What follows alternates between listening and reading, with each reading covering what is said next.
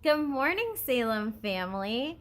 It's so good to be with you again. I am Mrs. Laura Frank, and I teach 4th and 5th grade here at Salem. And today we are in part 2 of a 4-part devotion series from Pastor Andy Jones. And the other day when I led devotions, we did part 1, which was being a less anxious presence. And today we're going to talk about part 2, which is mercy triumphing over judgment. Ooh, I might struggle with this. All right, here we go.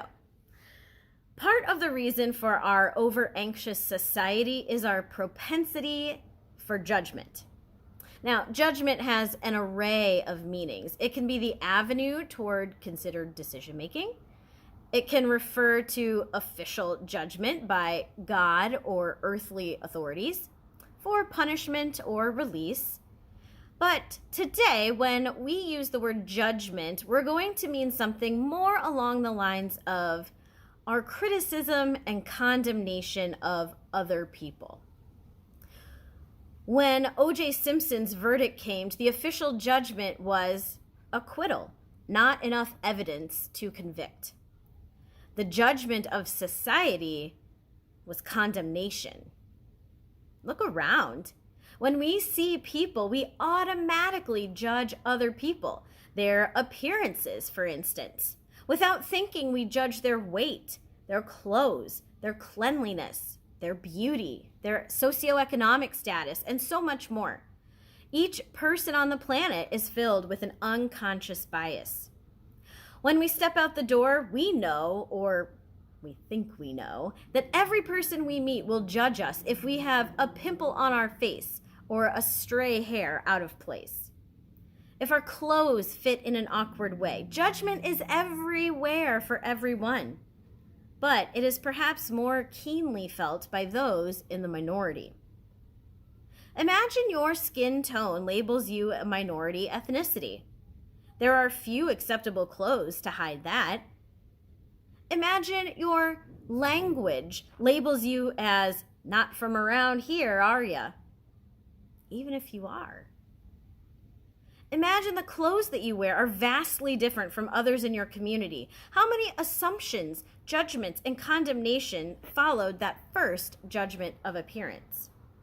How many conversations are avoided because of the assumptions, judgments, and condemnations? We don't know people's stories. A first impression can't tell us if a person's funny, hardworking, brilliant, courageous, or a host of other things. The world is quick to judge those who are poor and homeless. Even people with disabilities are somehow inferior.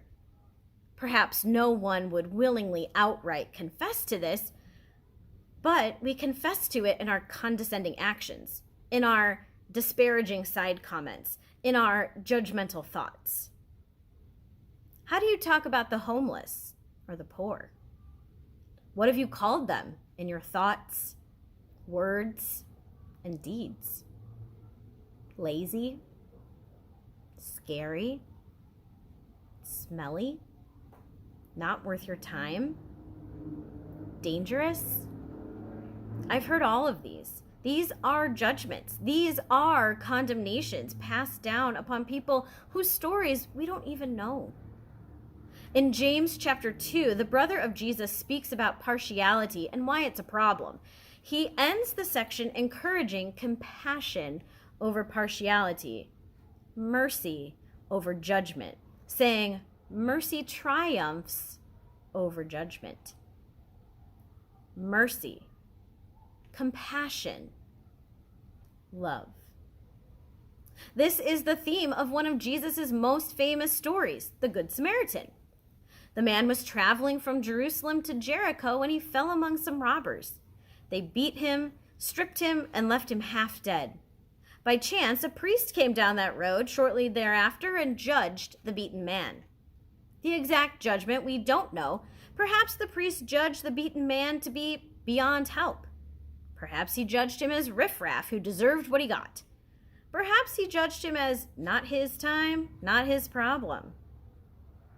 By chance, a Levite came along and judged the beaten man. The Levite judged him unworthy of his help, perhaps not worth the ritual hassle it would take to purify himself should the man die, and the Levite passed along. By chance, a Samaritan came by, and he had mercy and compassion on the beaten man, putting him on his animal, binding up his wounds, taking him to an inn, and paying for his care. The Samaritan showed mercy, compassion, and love to this unknown man, undoubtedly different because the man needed help. The Samaritan refused to show partiality and refused to give in to judgment. So, how's the church doing at showing mercy? Or, put another way, can you tell the difference between the church and the world when it comes to mercy and judgment? Not always. How can we, the church, look at our neighbors, hold back judgment, and show them this mercy that assumes the best of them? Truth be told, most of the judgment is a violation of the 8th commandment. It's bearing false witness against our neighbor when we judge them as lazy, scary, or not worth our time. As Luther says in his small catechism, let us work to put the best construction on everything, to explain everything in the kindest way, even in our own minds. We should hear people's stories. Let's not make a snarky comment about somebody having a bad hair day on a Sunday morning, even yourself. Let's not make negative comments about anyone's appearance. Let's find something nice to say to that family with 3 young kids that's not based on how loud or how quiet their kids were in church. Let's find a way to have our church fellowship be a time of mercy, story sharing, questions, not assumptions. If the church is a pace group, like we talked about in part 1, let's make sure our conversation doesn't make people want to run faster to get away from us.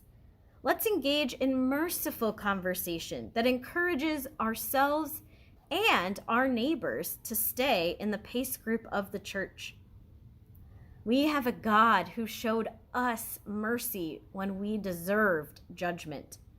We've been shown unfathomable mercy in Jesus. Let's be the one place in the world where mercy triumphs and people can get a break from being criticized and critical. Let mercy triumph over judgment.